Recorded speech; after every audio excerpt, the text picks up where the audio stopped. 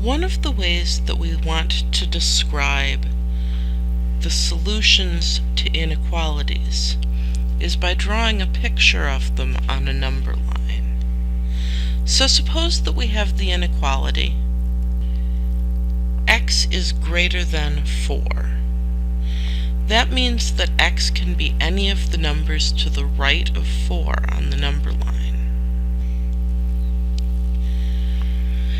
That means x can be anywhere over in the right part of the number line, but it can't be right at 4, and it can't be to the left of 4.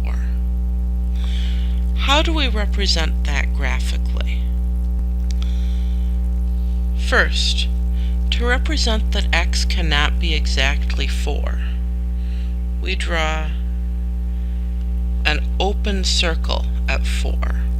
Then, to represent that x can be any of the numbers greater than 4, we draw a line coming out of 4, going out to the right, and fill in the arrow. The arrow shows that this keeps going on all the way off to the right. Okay. So this empty in the middle circle means that the number 4 is not included. What if we want to graph x is greater than or equal to 4? Well, again, we'll start with a number line, but instead of an empty dot at 4, we'll draw a filled in dot at 4. And then again, we'll draw an arrow going off to the right.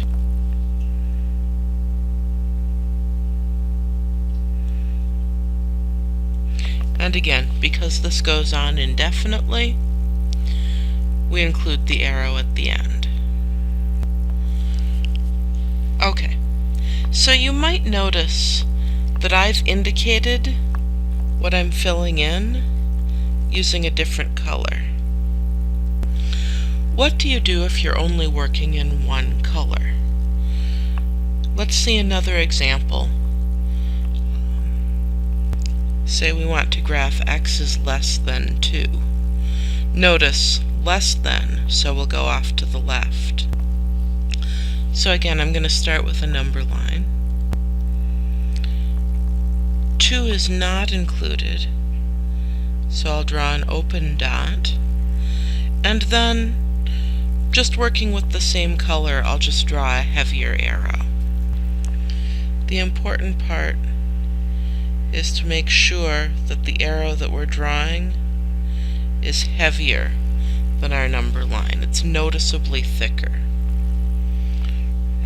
That's one way to handle this.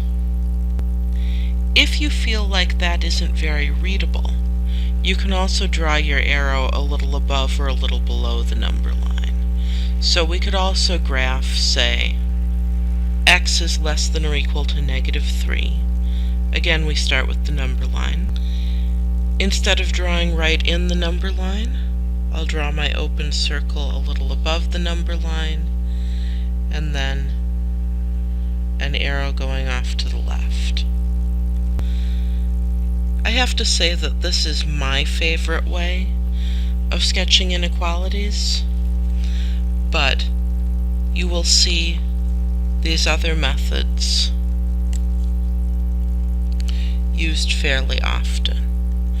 Okay, so given an inequality, what is our process for sketching it on a number line? First, if we aren't given the number line, if we're drawing our own, we should make sure that the numbers we're interested in actually appear on our number line. Right? If we're interested in drawing an inequality that's about 586, we shouldn't start at 0 and count up to 586. We should put 586 somewhere in the middle of our number line. Okay, so once we have the number line, our second step is to draw a dot at the starting point. So that'll just be the number that we see in our inequality. What kind of dot do we draw? An empty dot if we have strictly greater than or strictly less than. A filled in dot for greater than or equal to or less than or equal to. Okay, so we've drawn our number line, we've drawn our starting point, and now we fill in all the points that satisfy the inequality. What's that going to look like?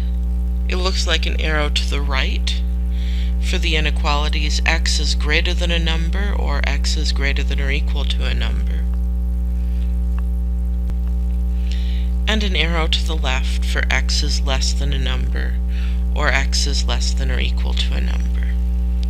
Notice, to decide which way the arrow goes, we need to write our inequality with the variable on the left.